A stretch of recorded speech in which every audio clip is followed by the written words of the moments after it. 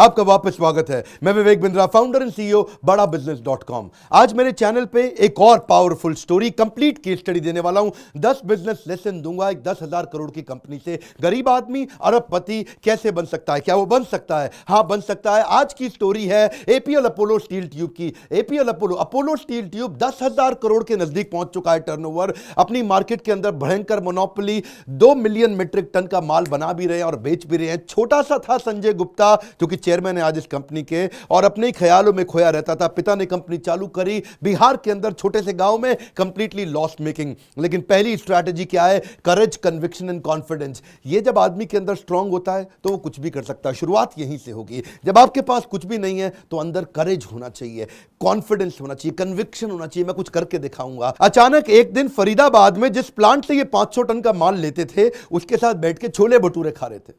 छोले भटूरे खाते हुए उसको बोले 500 टन का माल लेता हूं, 5,000 का लेने का दम रखता हूं। तो बोला 5,000 टन का माल लेगा तू मुझसे? बोला लूंगा, लेकिन एक शर्त है, पैसे अभी नहीं दूंगा, रेट कम से कम दूंगा। पैसे माल बेचते बेचते दे दूंगा, अभी दे सकता हूं लेकिन बाद में दे दूंगा। और सामने वाले का चेहरा देख के पढ़ रहे थे उसको, और वो मन में सोच रहा था 5,000 टन, 5,000 टन, 5,000 टन माल बिक जाएगा।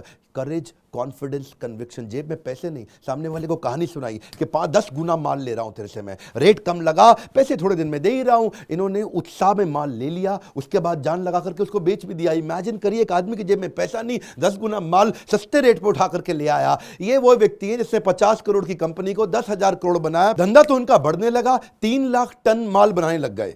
बहुत होता है 3 लाख टन माल, लेकिन ये क्या इंटरनेशनल एक्सपोजर चाहते थे। सोच बहुत बड़ी थी। कौन सा पॉइंट है? करेज, कन्विक्शन, कॉन्फिडेंस। ये दुनिया भर में जाने लगे, जर्मनी निकल गए, कहते हैं वहां जाके प्लांट्स देख के आऊंगा, वहां क्या हो रहा है, दुनिया में नंबर 1 क्या कर रहा है, मैं उससे अच्छा कैसे कर सकता हूं। वहां जाके इन्होंने देखा कि कुछ ऐसे भी ऑर्गेनाइजेशंस हैं जो 20 लाख टन माल बना रहे हैं। मैं 3 लाख टन बना रहा हूं, वो 2 मिलियन टन, 20 लाख टन बना रहे हैं।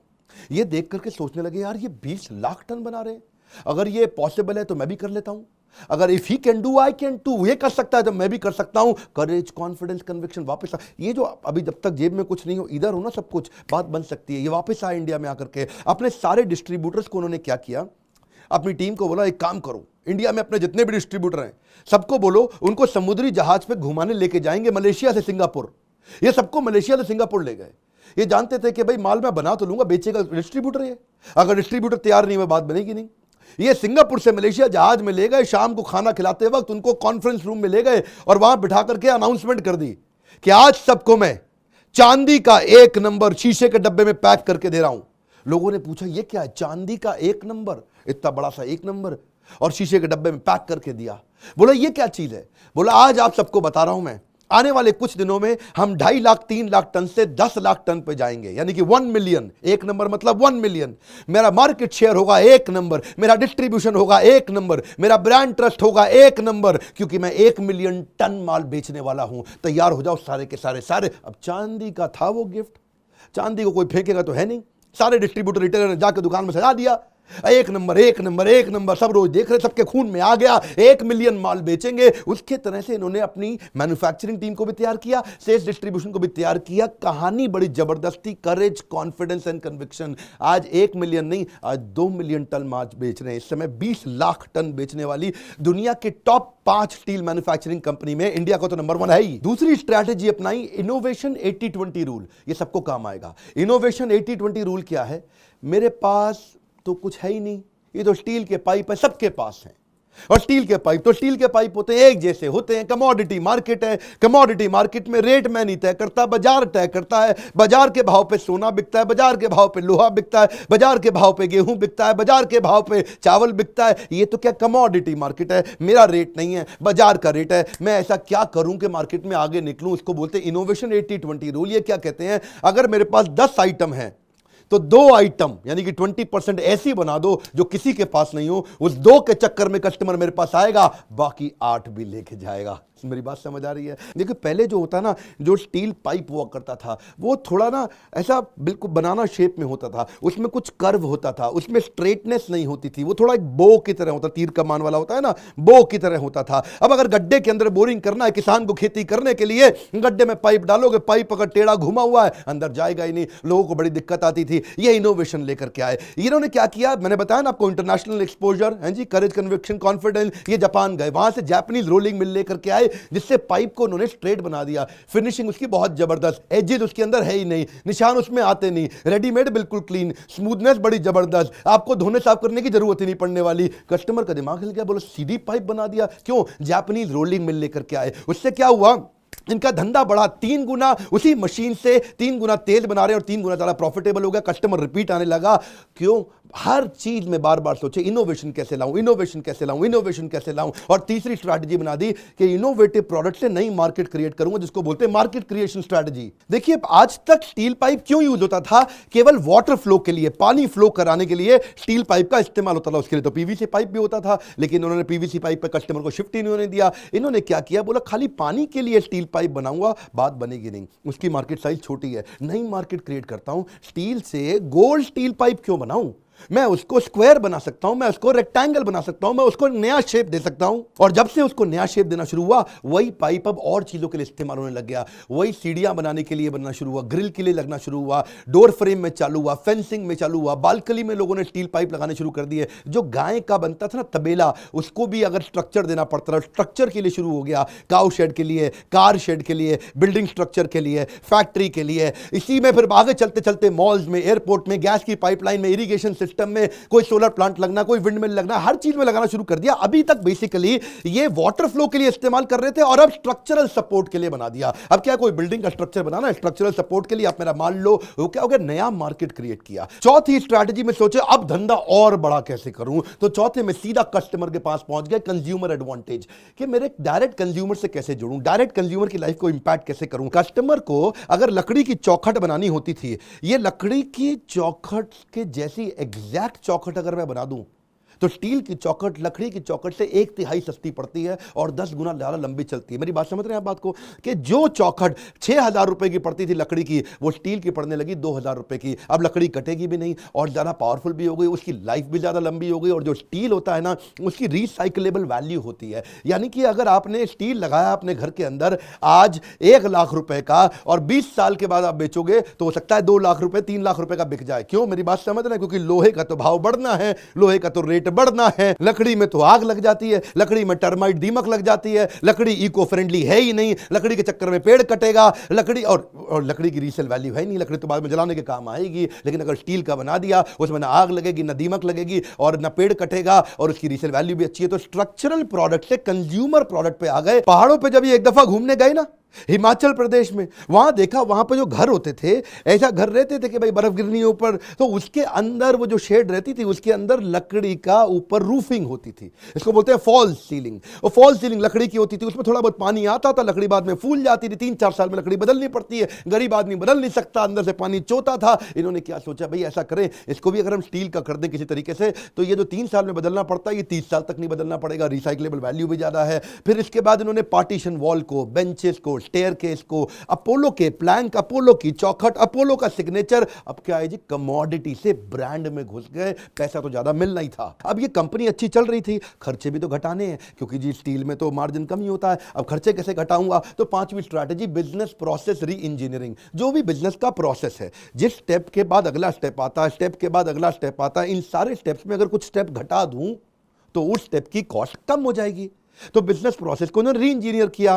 पहले जो स्टील की शीट हुआ करती थी, स्टील की शीट पे जब जिंक ऐड करना ताकि उसको जंग ना लगे, तो जिंक ऐड करने के लिए वो टोटल 4 स्टेप होते थे। कुछ ऐसा सोचते थे कि इनके स्टेप को छोटा कर दूं, 4 स्टेप को 3 स्टेप कर दूं, मेरी कॉस्ट 10% कम हो जाएगी। असेंबली लाइन पे ही स्प्रे करने का सिस्टम डाल दिया। असेंबली लाइन पे ही प्रोडक्ट के ऊपर ऐसा स्प्रे कर दूं कि वहीं जिंक लग जाए। उससे क्या होगा जी, फिर से स्टेप कम हुआ, स्टेप कम हुआ तो मेरी कॉस्ट कम हुई, बहुत तेजी से चला, उससे स्पीड भी आ गई, तो टाइम, एनर्जी, मनी तीनों बच गया। अब क्या है जी, प्राइस, कॉस्टिंग को कम करना है ना, तभी तो मार्जिन आएगा। अच्छा, थोड़ा गियर शिफ्ट करूं, बीच में आपको फिर से याद दिला देता हूं, ये सारे पॉइंट बड़े पावरफुल हैं। अब जो बता रहा हूं उसको बोलते हैं कंज्यूमर रेलेवेंस। कंज्यूमर रेलेवेंस पे पूरी दुनिया चल रही है कि सबसे रेलेवेंट चीज कस्टमर के लिए क्या है। यहां पे इन्होंने क्या किया, अपनी 6ठी स्ट्रैटेजी है customised fit versus forced fit. 2 प्रकार के साइजेस थे, customised sizes versus forced sizes. वो जो रेक्टेंगुलर और स्क्वायर पाइप बनते थे ना, वो सारे पाइप में पाइप एक जैसे ही बनते थे, और किसी में दम नहीं था फैक्ट्री के अंदर कि हर कस्टमर के हिसाब से कस्टमाइज तरीके से बना दे। ये नई टेक्नोलॉजी लेके आया, इसको बोलते हैं डायरेक्ट फॉर्मिंग टेक्नोलॉजी। बोले जो कस्टमर को चाहिए मैं वही कैसे बना के दूं, ये सोचो, ये सोचो। उसको चाहिए अगर 99 इंच का तो 99 इंच दूं, 100 इंच नहीं दूं मैं उसको, क्योंकि 1 इंच फालतू देने के कारण उसका टाइम भी लगता है, उसकी लेबर भी लगती है, उसके बाद उसको कटिंग भी करनी पड़ती है, उसका वेस्टेज भी हो जाता है। जैसे ना एशियन पेंट्स एक बारी एक ऐड लेके आया था, मेरे वाला पिंक, मेरे वाला पिंक। क्या था उन दिनों ना, वो एक गोली होती थी, पिगमेंट होता था कलर का। दुकानदार को ही ड्रम दे दिया जी, और उसी के अंदर वहीं पे पिगमेंट ऐड कर दिया, तो पिंक चेंज हो गया थोड़ा। नहीं यार ये पिंक मेरे वाला नहीं है, अच्छा थोड़ा और ऐड कर देता हूं, अब आपके वाला अभी होने वाला है, अभी पूरा नहीं हो, अच्छा थोड़ा और ऐड कर देता हूं आपके वाला, हाँ ये मेरे वाला पिंक है। इसका मतलब क्या हुआ, कस्टमर के लिए जो मोस्ट रेलेवेंट चीज है वो कैसे दी जाए। अगर कस्टमर को 90 इंच चाहिए तो आप 100 इंच का माल क्यों दे रहे हो उसको। अगर कस्टमर को 95 किलो चाहिए तो आप 100 किलो का माल क्यों दे रहे हो उसको। तो कैसे इतनी कस्टमाइजेशन कर दूं। लेकिन फैक्ट्री बड़ी है, बड़ी फैक्ट्री के अंदर बार बार मशीन की सेटिंग चेंज करें, 10 घंटा लग जाता है एडजस्ट करने के लिए कि वो ट्यूब के हिसाब से, नए डायमेंशन के हिसाब से पूरी मशीन को एडजस्ट करने में। लेकिन डायरेक्ट फॉर्मिंग टेक्नोलॉजी लाते ही वो जो 10 घंटा लगता था वो 30 मिनट में एडजस्टमेंट हो जाता है। तो अब जो जैसे अब शर्ट होती है 36 साइज की, 38 साइज की, 40 साइज की, 42 साइज की, 44 साइज की, पर अगर आपका साइज 41 है तो बड़ी मुश्किल हो जाएगी शर्ट ढूंढने में। 42 पहनो थोड़ी लूज हो जाती है, 40 पहनो थोड़ा पेट बाहर आ जाता है, आदमी परेशान हो जाता है। इसको बोलते हैं कि मैं कंज्यूमर रेलेवेंस पे काम करूं, और रेलेवेंस पे काम करने के कारण बिल्कुल एग्जैक्ट रिक्वायरमेंट पूरी करनी शुरू कर दी। ये था असली ब्लू ओशन। इस ब्लू ओशन के अंदर सर्विस का टाइम रिड्यूस हुआ, कस्टमर का विश्वास बढ़ गया, कस्टमर को कम खर्चे के अंदर ज्यादा रेलेवेंट चीज मिली, उसका टाइम बचा बहुत। अब था जी 7वीं strategy, distribution is real promotion, promotion is not promotion. ये बड़ी कमाल की चीज है। क्या कहते हैं, अगर आपको अपना प्रमोशन करना है तो एडवर्टाइजमेंट में पैसा मत लगाओ, पहले डिस्ट्रीब्यूशन नेटवर्क पे लगाओ, अपनी जड़ों को मजबूत रखो, नीचे से पूरे गहरे देश के अंदर फैल जाओ। एक जमाना हुआ करता था, जरा बात ध्यान से सुनिएगा, केवल 15-20 बड़े डिस्ट्रीब्यूटर होते थे इंडिया में, जो भी स्टील पाइप बेचेंगे केवल 15-20 होते थे पूरे भारत के अंदर। अब उनकी दादागिरी थी, पूरा भारत उन 15-20 के पास था, अपनी टर्म्स पे काम करते थे, उधार माल उठाते थे कंपनी से, पैसा बाद में देते थे, मार्जिन भी ज्यादा मांगते थे। दादागिरी थी ना इनकी। इन्होंने उनसे रिश्ता बनाए रखा, उनको हाथ जोड़ के प्रेम करते थे, उनसे झगड़ा नहीं किया। शुरू में पैरेलल स्ट्रैटेजी बनाई। जो छोटे शहर है, डिस्ट्रीब्यूटर बड़े शहर में बैठा है, जो छोटे शहर है टियर 2 टियर 3 नीचे तक चले गए, वहां जाके इन्होंने अपने डिपो बनाए, अपने वेयरहाउस बनाए। कंपनी से माल सीधा वेयरहाउस में पहुंचाते हैं और आसपास छोटे माइक्रो डिस्ट्रीब्यूटर बना दिए। तो हुआ क्या, 15 डिस्ट्रीब्यूटर की जगह इन्होंने 650 डिस्ट्रीब्यूटर बना दिए।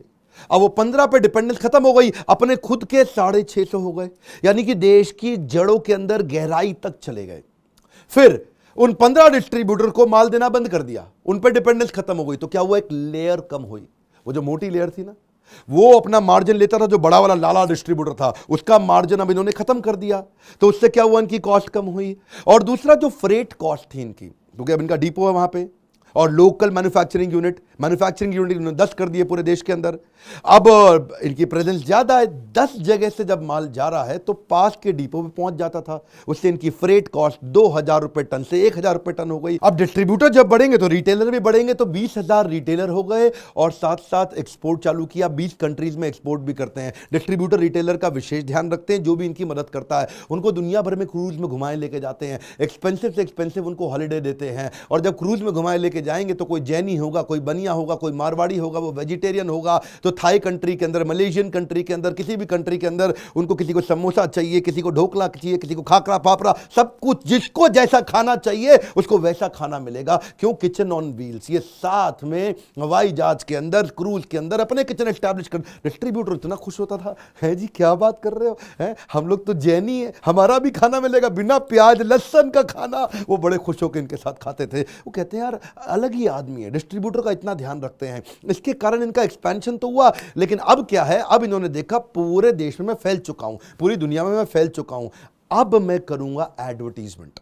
आज तक नहीं किया था एडवर्टीजमेंट, आज तक चुप थे, बिना एडवर्टीजमेंट के जा रहे थे, बिना एडवर्टीजमेंट के फैल रहे थे। डिस्ट्रीब्यूटर रिटेलर 20,000 बना लिया, लेकिन चुपचाप थे। एड टीवी पे आते ही तो किसी को मालूम ही नहीं था। इसकी थी ये इनकी 8वीं स्ट्रैटेजी, जिसको बोलते हैं capability of lead consumption before lead generation. यानी कि क्या मतलब हुआ, पहले लीड मत जनरेट करो, एडवर्टीजमेंट मत करो, क्योंकि अगर लीड जनरेट कर दी एडवर्टीजमेंट करने से, लोगों ने बोला मेरे को APL अपोलो स्टील ट्यूब दो, लेकिन अगर आप वहां पे है ही नहीं, अगर आप वो लीड कंज्यूम ही नहीं कर सकते उस शहर में, फॉर एग्जांपल बिहार के छपरा में अगर इनका रिटेलर नहीं बैठा और उसको एपीएल अपोलो कस्टमर को समझ में आ जाए तो वो लेने जाएगा, लेकिन लेके किसका जाएगा? टाटा का ले आएगा, जिंदल का ले आएगा, सूर्या का ले आएगा, प्रकाश का। तो वो फिर जो है ना, इन्होंने कहा तब तक ऐड नहीं करूंगा टीवी पे। मेरी बात को समझना, थोड़े काम की बात है, ये फ्री में मिल रही है आपको, जबरदस्त केस स्टडी है ये। तब तक एडवर्टीजमेंट मत करो जब तक हर एड की लीड को आप कंज्यूम करने लायक नहीं बन जाते।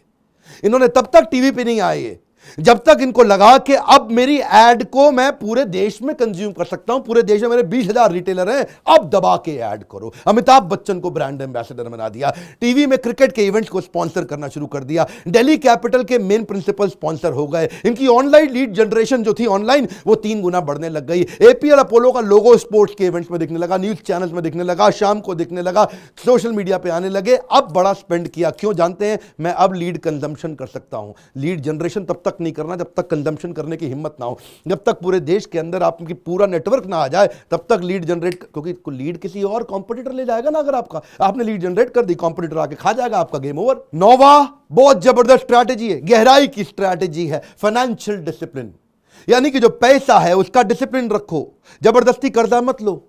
प्लांट लगाने के लिए कर्जा कभी नहीं लूंगा। सुनिएगा जरा संजय गुप्ता क्या कहते हैं, प्लांट लगाने के लिए 50 करोड़ 100 करोड़ रुपए का कर्जा नहीं लूंगा। मैं अगर कर्जा लेना पड़ेगा तो खाली वर्किंग कैपिटल के लिए लूंगा। वर्किंग कैपिटल आती रहती है, जाती रहती है, आती रहती है, जाती रहती है, तो वो तो मैनेज हो जाएगी। लेकिन अगर नया प्लांट लगाना है तो पुराने प्रॉफिट से लगाऊंगा। अगर 50 करोड़ का फालतू प्रॉफिट है तब मैं नया प्लांट लगाऊंगा, ऐसे प्लांट नहीं लगाऊंगा। Plough back of profit. लेकिन कभी कभी ये क्या सोचते थे कि भाई प्लांट ही नहीं बनाता रहूंगा, खुद ही नहीं खोलूंगा। ऐसा करता हूं, कोई कमजोर प्लांट को खरीद लेता हूं। वो है इनकी 10वीं strategy, low cost acquisition, turn around management.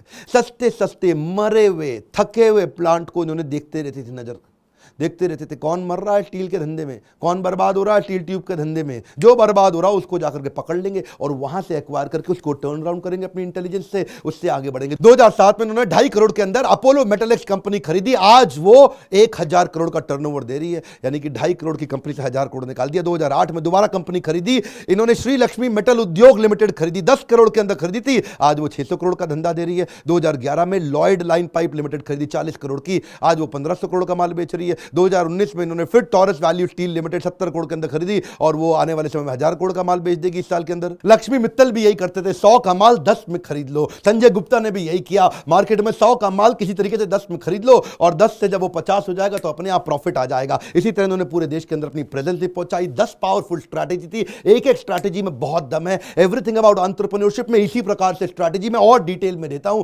Private videos अगर आप देखना चाहते हैं, इस तरह के और बिजनेस ओरिएंटेड वीडियोस देखना चाहते हैं, एवरीथिंग अबाउट एंटरप्रेन्योरशिप के बारे में पता लगाइए। ये वो कोर्स है जो दुनिया का सबसे अफोर्डेबल कोर्स, सबसे कम पैसों के अंदर आपको बिजनेस कोर में सिखाता हूं। यही मेरी सुपर स्पेशलिटी है कि लोगों को एक टर्न अराउंड दे सके एक बिजनेस के अंदर। कई सारे लॉस मेकिंग कंपनी को अब तक मैं प्रॉफिट मेकिंग बना चुका हूं। शुरू में टाइम लगता है, अब तो आप मुझे कोई भी धंधा पकड़ा दो, बता दूंगा उसको कैसे उसको टर्न अराउंड कर सकते हैं। इतने बिजनेस को डिटेल में समझ चुका हूं। आप पता लगाइए, फोन करिए बोर्ड लाइन नंबर पे, अपने बुद्धि पे पैसा लगाइए। Come on come on. 10,000 crore की कंपनी खड़ी करने वाले मिस्टर संजय गुप्ता से अगर आप पर्सनली मिलना चाहते हैं ना, तो अगले इवेंट में मुंबई मेरे साथ आ रहे हैं, वो आके आपको पर्सनली और डिटेल में लेसन सिखाएंगे। इस वीडियो में ना बहुत वैल्यू है, इसमें 10 पावरफुल वो स्ट्रैटेजी है तो 10,000 करोड़ का बिजनेस देंगी। इसको ज्यादा से ज्यादा शेयर करिए, मैक्सिमम शेयर दीजिए, उन लोगों को शेयर करिए जिनको हो सकता है फायदा हो जाए, जो बिजनेस कर रहे हैं या करने वाले हैं।